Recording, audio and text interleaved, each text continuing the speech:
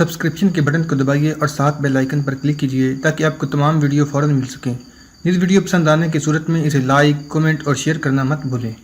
اس سے پہلے کسی عثمانی سلطان نے کسی وزیر کو اتنے اختیارات نہیں دیے تھے۔ معلوم نہیں سلطان سلیمان ایسا ازراہ کثر نفسی اپنے آپ کو اور زیادہ مٹانے کے لیے کر رہا تھا۔ اس کامیاب اور شاندار مارکے میں اپنے دوست اور وزیر کو اپنے برابر مقبول بنانا چاہتا تھا۔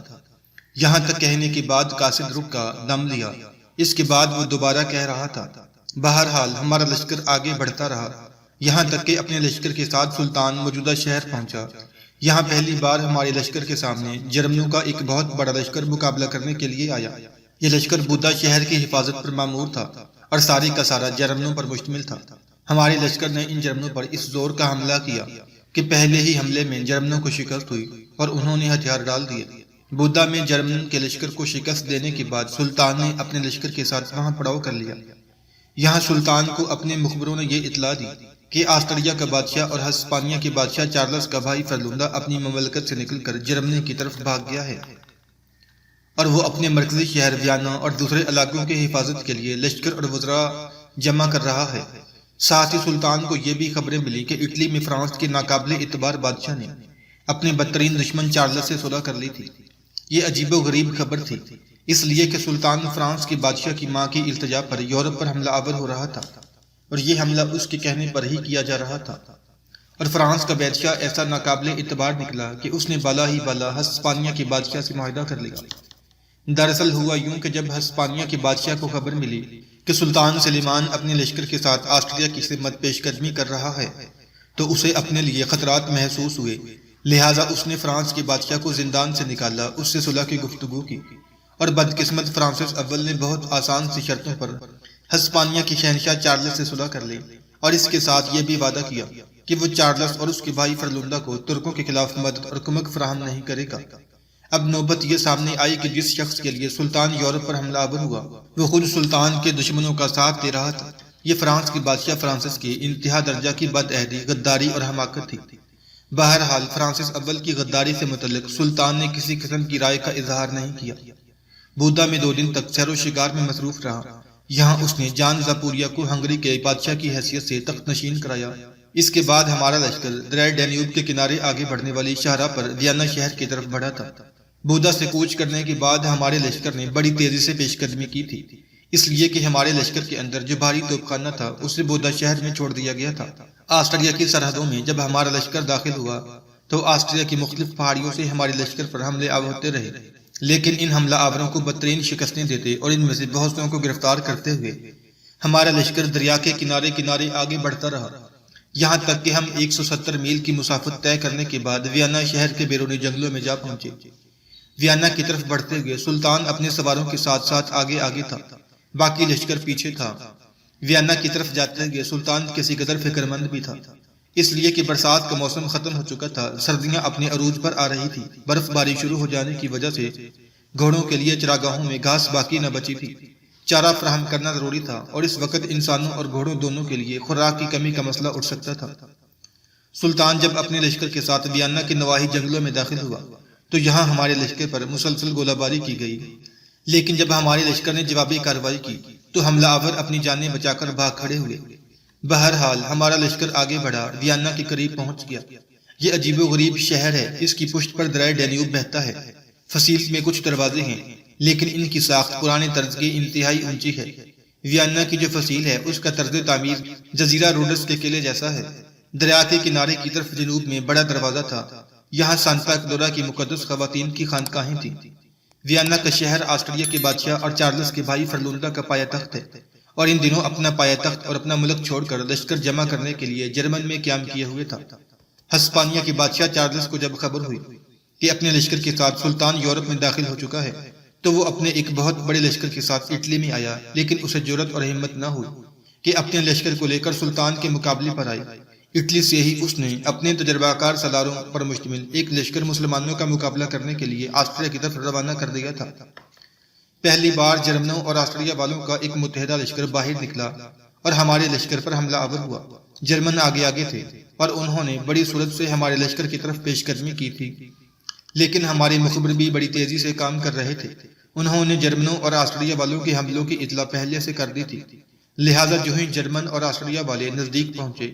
ہمارے لشکر کے ہرابل دستے جوابی کارروائی کرتے ہوئے ان پر حملہ آور ہوئے اور ان کی صفوں میں دور گھستے ہوئے انہیں بے پناہ نقصان پہنچایا تھا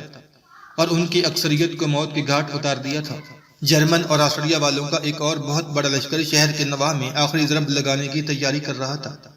ہمارے لشکر کا وہ حصہ جو کلب کہلاتا ہے اس کی طرف بڑھا۔ ویانا سے باہر دونوں لشکروں کا ٹکراؤ ہوا، جس میں ہمارے لشکر نے جرمن اور آسٹریا کے لشکر کو روند کر رکھ دیا اور ان کی اکثریت کو بھی تہہ کر دیا۔ ان مارکوں کے بعد جنگل سے نکل کر ہمارا لشکر آگے بڑھا اور شہر کے جنوبی دروازے کے سامنے پڑاؤ کیا۔ یہیں سلطان کا خیمہ بھی نصب کیا گیا تھا۔ شہر کے اندر سے توپیں گرجنے لگی تھیں، باہر سے ہماری بھی ہلکی پھلکی توپیں جوابی کارروائی کر رہی تھیں۔ اس کے بعد ہمارے صنعاء حرکت میں آئے۔ انہوں نے فصیل کا بیرونی حصہ کھودنا شروع کر دیا تاکہ اس میں بارود بھر کر فصیل کو اڑا دیا جائے۔ شہر کے اندر جو یورپی لشکر تھا، اسے جب خبر ہوئی کہ مسلمان شہر کی فصیل کو اڑانے کے در پہ ہیں،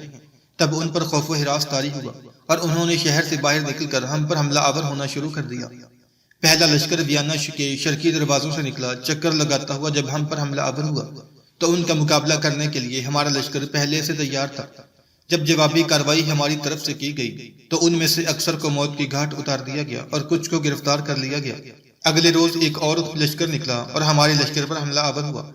اس کی حالت پہلے لشکر سے بھی بری ہوئی۔ ان میں سے بہت سے جنگ میں مارے گئے اور ان کے 10 سرکردہ سالاروں کو گرفتار کر لیا گیا۔ تیسری بار ویانا سے 8000 جرمنوں اور آسٹریا والوں کا ایک لشکر نکلا۔ شہر کی فصیل کے نصف سے زیادہ حصے کا چکر لگا کر ہمارے لشکر پر حملہ آور ہوا، لیکن اس بار ہمارے لشکر نے پہلے کی نسبت بھی زیادہ سختی سے کارروائی کی۔ ان 8000 دشمن کے لشکریوں کو مکمل طور پر گھیر لیا گیا اور ان سب کو کاٹ کر رکھ دیا گیا۔ اپنے اس لشکر کی تباہی اور بربادی کے بعد پھر شہر کے اندر محصور لشکر کو کبھی ہمت نہ ہوئی کہ وہ شہر سے نکل کر ہمارے لشکر پر حملہ آور ہوتا۔ اب حالات عجیب و غریب رخ اختیار کر رہے تھے کہ برف باری طوفانی انداز میں شروع ہو گئی تھی۔ ویانا کے اطراف میں جہاں تک نگاہ کام کرتی تھی برف ہی برف دکھائی دے رہی تھی، برف ہی برف دکھائی دیتی تھی۔ اس دوران ہمارے لشکریوں نے لگاتار شہر کی فصیل پر حملہ آور ہوتے ہوئے شہر کی فصیل میں کئی جگہ شگاف ڈال دیے تھے، اور اگر ہمارا لشکر چاہتا تو ان شگافوں کے ذریعے ویانا شہر میں داخل ہو کر شہر کے اندر جو لشکر تھا اس کا خاتمہ کر کے ویانا شہر پر قبضہ کر سکتا تھا، لیکن سلطان سلیمان نے ایسا نہیں کیا۔ اس کی وجوہات یہ تھی کہ سلطان نے اس بار یورپ پر حملہ 2 کفتوں کے کہنے پر کیا تھا۔ پہلا، فرانس کے بادشاہ فرانسس اول کی ماں نے التجا کی تھی کہ وہ یورپ پر حملہ آور ہو، آسٹریا پر ضرب لگائے، کیونکہ آسٹریا کا حکمران ہسپانیہ کے بادشاہ چارلس کا بھائی فرلوندا ہے۔ جب سلطان آسٹریا میں داخل ہوا تو مجبور ہو کر ہسپانیہ کا بادشاہ چارلس اس کے بیٹے فرانسس اول کو قید سے رہائی کر دے گا، لیکن فرانسس اول ایسا احمق، ایسا غدار ثابت ہوا کہ جن مسلمانوں نے اس کی رہائی کا سامان کیا تھا، سلطان سلیمان جو اس کی ماں کے التجا پر یورپ پر حملہ آور ہوا تھا، اب وہی فرانسس اول مسلمانوں کے خلاف چارلس کا ساتھ دینے پر آمادہ ہو چکا تھا۔ یورپ پر حملہ آور ہونے کی دوسری وجہ آسٹریا کے بادشاہ فرلوندا کو ہنگری پر قبضہ کرنے سے روکنا تھا، اور سلطان ایسا کر چکا تھا، اس لیے کہ ہنگری کے تخت پر سلطان نے جان زاپوریا کو بٹھا دیا تھا۔ اب وہی ہنگری کا حکمران تھا، جبکہ فرلوندا اپنے علاقوں کو بھی خالی کر کے اپنی جان بچانے کی خاطر جرمنی کی طرف بھاگ چکا تھا۔ ان حالات میں ویانا شہر کی فصیل کو گرا کر شہر میں داخل ہونا اور اس پر قبضہ کرنا سلطان کے لیے کوئی اہمیت نہیں رکھتا تھا، اس لیے کہ سلطان قسطنطنیہ سے اس نیت کے ساتھ نہیں روانہ ہوا تھا کہ وہ آسٹریا کے مرکزی شہر ویانا کو فتح کر کے اس پر قبضہ کرے گا۔ جن 2 امور کے لیے وہ یورپ پر حملہ آور ہوا تھا اس کی تکمیل ہو چکی تھی، لہٰذا اس نے فرانس کے بادشاہ کو رہا کرا دیا تھا اور جان زاپوریا کو سلطان نے ہنگری کا بادشاہ مقرر کر دیا تھا۔ ان 2 کاموں کی تکمیل کے بعد سلطان نے مزید اپنے لشکریوں کو دشواری میں نہ ڈالنا چاہا، اور اپنے سالاروں سے مشورہ کرنے کے بعد اس نے ویانا کو اس کے حال پر چھوڑ کر واپسی کا ارادہ کر لیا۔ اس موقع پر ویانا شہر کے اندر جو مختلف اقوام پر مشتمل لشکر تھا اس کے سالاروں کو یہ پیغام پہنچایا گیا، مسلمان ویانا شہر کو فتح کرنے کے لیے نہیں آئے تھے، بلکہ ادھر آنے کا مقصد آسٹریا کے بادشاہ فرلوندا کی سرکوبی تھی، اور وہ ایسا بزدل نکلا کہ اپنی سرزمینوں کو چھوڑ کر جرمنی کی طرف بھاگ گیا۔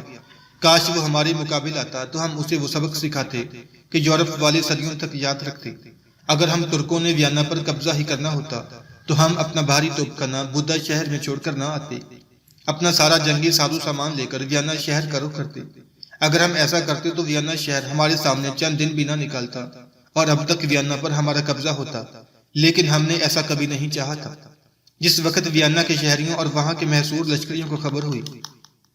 کہ مسلمانوں نے ویانا شہر کا محاصرہ ترک کر کے واپس جانے کا ارادہ کر لیا ہے، تب ویانا شہر کے اندر توپوں کی گرج سنائی دینے لگی، کلیساؤں کی گھنٹیاں بجنے لگی تھیں اور لوگ اپنے مکانوں کی چھتوں پر چڑھ کر خوشی کے گیت گانے لگے تھے۔ اس موقع پر مسلمانوں نے ایک قیدی سے اس کی وجہ پوچھی کہ ویانا شہر میں یہ شور و غوغا کیسا اٹھ رہا ہے۔ اس پر اس قیدی نے کہا، مسلمانوں نے چونکہ واپس جانے کا ارادہ کر لیا ہے، اس لیے ویانا والے خوشی منا رہے ہیں۔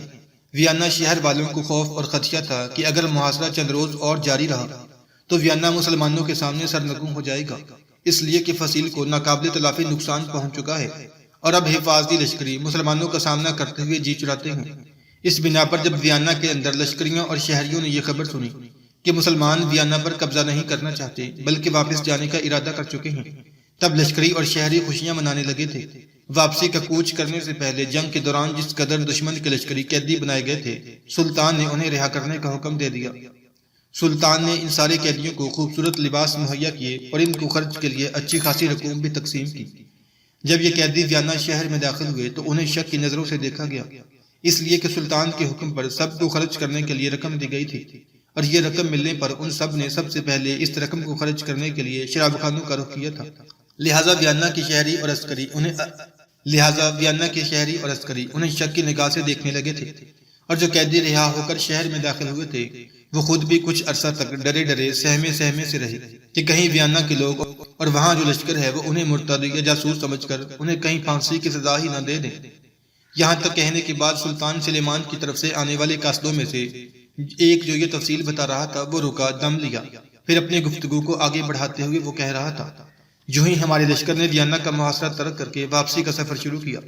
ویانا شہر کے جو لشکری تھے وہ آپس میں لڑنے بڑھنے لگے۔ ہر گروہ کہتا تھا کہ جنگ کے دوران اس نے زیادہ بہادری کا مظاہرہ کیا ہے۔ اس جھگڑے نے ایسی نوبت اختیار کر لی جو شہر کے اندر محصور لشکر تھا اس نے تہیا کر لیا تھا کہ وہ خود شہر کی لوٹ مار شروع کر دیں گے۔ اس دوران جو کام مسلمانوں نے نہیں کیا وہ ویانا شہر کے لشکریوں نے کرنے کا تہیا کر لیا تھا، لیکن شہر کے کچھ سرکردہ لوگوں نے انہیں سمجھا بجھا کر ایسا کرنے سے روک دیا۔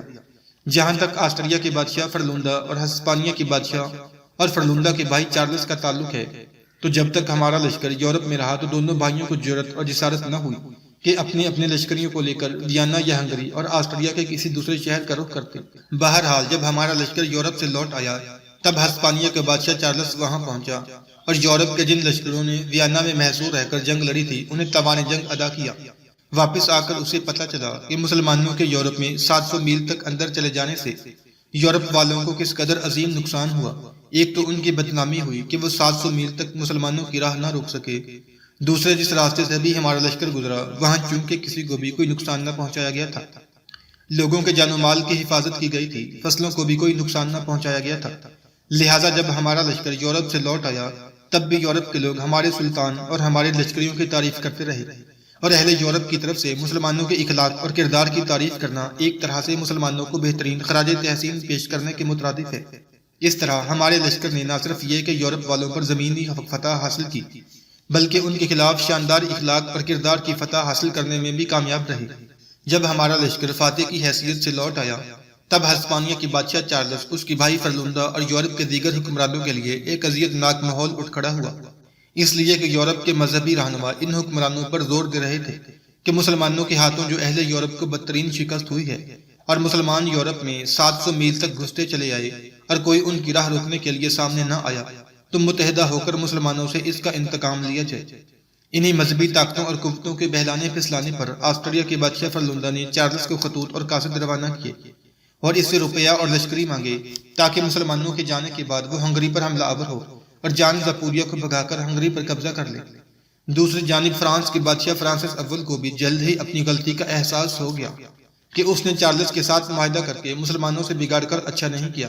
لہٰذا اندر ہی اندر وہ بھی ایک چال چلنے لگا، اور وہ یہ کہ وہ جرمن امراء کی اس جماعت کو نقدی اور دوسری اشیاء سے مدد کرنے لگا تھا جو مذہبی انقلاب میں چارلس کے خلاف محاذ قائم کر رہے تھے۔ اس کے علاوہ اندر ہی اندر خفیہ طور پر فرانس کے بادشاہ نے اپنے قاصد ہنگری کے نئے بادشاہ جان زپوریا کی طرف بھی روانہ کیے اور اس سے بھی دوستی کا خواہاں ہوا۔ اس طرح اپنی غلطی کا احساس ہونے کے بعد فرانس کا بادشاہ فرانسس اول اندر ہی اندر خفیہ طور پر چارلس اور اس کے بھائی فرلوندا کے خلاف کام کرنے لگا تھا۔ جب جرمن کھل کر چارلس کے خلاف ہونے لگے اور اس کا بھائی فرلندہ بھی اس سے لشکر اور نقدی کا مطالبہ کرنے لگا تاکہ ہنگری پر حملہ آور ہو کر جان زپولیا کو وہاں سے نکال باہر کرے، دوسری طرف ہنگری اور آسٹریا کے جو بڑے سالار تھے انہوں نے چارلس کو تنبیہ کی تھی کہ اگر اس نے اپنے بھائی فرلندہ کو لشکر مہیا کیا اور اس لشکر کے ساتھ وہ ہنگری پر حملہ آور ہوا تو ترک ایک بار پھر یورپ میں داخل ہوں گے۔ اس بار اگر ترک یورپ میں داخل ہوئے تو پورے یورپ کو روند کر ہر شہر کی اینٹ سے اینٹ بجا دیں گے اور کسی کو زندہ نہیں چھوڑیں گے۔ یہاں تک کہنے کے بعد قاصد رکا، کچھ سوچا، پھر اپنی بات کو آگے بڑھاتے ہوئے وہ کہہ رہا تھا۔ اس طرح ہر طرف سے تنگ آ کر ہسپانیہ کے بادشاہ چارلس کو صاف صاف یہ دکھائی دینے لگا کہ ان حقیقتوں سے بچنے کا صرف ایک ہی راستہ ہے کہ یورپ کے مذہبی رہنماؤں کی بات ماننے کی بجائے ترکوں سے صلح کی درخواست کی جائے۔ وہ سمجھ گیا تھا کہ یورپ کی مذہبی قوتوں کا کہا مانتے ہوئے اس نے جنگ کی طرح ڈالی تو اسے بدترین شکست کا سامنا کرنا پڑے گا، اور ایک دفعہ اگر کھلے میدانوں میں اسے مسلمانوں کے ہاتھوں بدترین شکست ہو گئی تو پھر ہسپانیہ کا بھی اس کے ہاتھ سے نکل جانا بے دل قیاس نہ رہے گا۔ اپنے سرکردہ لوگوں سے مشورہ کرنے کے بعد چارلس نے فیصلہ کیا کہ مسلمانوں کے سلطان سلیمان سے کسی نہ کسی طرح صلح کی بات چیت کو آگے بڑھایا جائے۔ اب چارلس کے لیے مصیبت یہ تھی کہ اگر وہ خود ترکوں سے صلح کی درخواست کرتا ہے تو بحیثیت ہسپانیہ کے بادشاہ اور بحیثیت عالم مسیحیت کے محافظ اس کے وقار کو دھچکا لگتا تھا۔ لہٰذا اپنی عزت، اپنے وقار کو بچانے کے لیے چارلس نے انتخاب تو قاصد کے طور پر اپنے ہی آدمیوں کا کیا، لیکن جو قاصد اس نے سلطان سلیمان کی طرف روانہ کیے انہیں یہ سمجھا دیا کہ وہ جا کر مسلمانوں کے سلطان سلیمان سے کہیں کہ وہ چارلس کی طرف سے نہیں بلکہ اس کے بھائی فرلندہ کی طرف سے آئے ہیں۔ فرلندہ ایسے کام کرنے میں بھی ماہر تھا، شکست کھانے کے بعد معافی مانگ لینا اس کے لیے کوئی حیثیت نہیں رکھتا تھا۔ چارلس نے قاصدوں سے یہ بھی کہا کہ وہ میرے بھائی فرلندہ کی قاصدوں کی حیثیت سے سلطان سلیمان کی خدمت میں پیش ہوں اور اس سے صرف جرمن زبان میں بات کریں تاکہ مسلمان یہ سمجھیں کہ یہ قاصد واقعی فرلندہ کی طرف سے آئے ہیں، چارلس کی طرف سے نہیں۔ چارلس نے ان قاصدوں کو یہ کہلا کر بھیجا کہ وہ سلطان سلیمان کی خدمت میں حاضر ہو کر یہ گزارش کریں کہ فرلندہ کو ہنگری کا بادشاہ تسلیم کر لیا جائے۔ بودا شہر جہاں جان زپولیا ہنگری کے بادشاہ کی حیثیت سے مسلمانوں نے تخت نشین کیا تھا، وہ شہر بھی فرلندہ کے سپرد کیا جائے گا۔ ساتھ ہی چارلس نے اپنے قاصدوں کو یہ بھی وصیت کی کہ یہ گفتگو کرنے کے بعد وہ سلطان سلیمان اور ابراہیم کی خدمت میں بھاری رقوم پیش کرے تاکہ وہ جان زپولیا کی بجائے فرلندہ کو ہنگری کا بادشاہ تسلیم کر لیں۔ اس مقصد کے لیے چارلس نے ان قاصدوں کو خاصی بڑی رقوم بھی مہیا کی تھی۔ جب چارلس کے سفیر قسطنطنیہ میں پہنچے تو وہاں انہیں غرات شیروں کے پاس سے گزارا گیا جو سلطان سلیمان کے محل کے باہر بندھے رہتے تھے۔ اس کے بعد انہیں سلطان کے وزیر ابراہیم کے سامنے پیش کیا گیا۔ جب ان قاصدوں نے ابراہیم سے اپنے آنے کا مدعا بیان کیا تو ابراہیم نے ہنس کر انہیں کہنا شروع کیا، تم کہتے ہو کہ تمہارے بادشاہ چارلس نے اور اس کے بھائی آسٹریا کے حکمران فرلندہ نے اب پاپائے روم سے صلح کر لی ہے۔ ہمیں یہ خلوص دل کی صلح معلوم نہیں ہوتی کہ اس سے پہلے تمہارے لشکریوں نے اپنے ہی مقدس شہر رومت الکبریٰ کی بے حرمتی کی تھی اور پاپائے روم کو ایک بار قید بھی کیا جا چکا ہے۔ رہ گیا فرلندہ جو ہنگری کا بادشاہ بننا چاہتا ہے، تو وہ ایسا بزدل نامراد شخص ہے۔ جب ہم اس پر حملہ آور ہونے کے لیے بودا پہنچے تو وہ جرمنی کی طرف بھاگ گیا۔ اگر ہنگری کا بادشاہ بننا چاہتا تھا تو بودا ہی میں ہمارے سلطان کے سامنے پیش ہوتا اور درخواست کرتا کہ ہنگری کی حکمرانی اس کے حوالے کر دی جائے، پھر وہ سنتا کہ ہمارا سلطان اسے کیا جواب دیتا۔ قاصدو، تم جانتی ہو کہ ہمارے سلطان سلیمان نے ویانا کی فضیلت پر ایسے نشانات چھوڑے ہیں جو اہل یورپ کو یاد دلاتے رہیں گے کہ مسلمانوں کا سلطان وہاں تک پہنچا تھا۔ یہ بھی اپنے دل پر لکھ رکھنا کہ ہم آسٹریا میں صرف یورش کرنے کے لیے داخل ہوئے تھے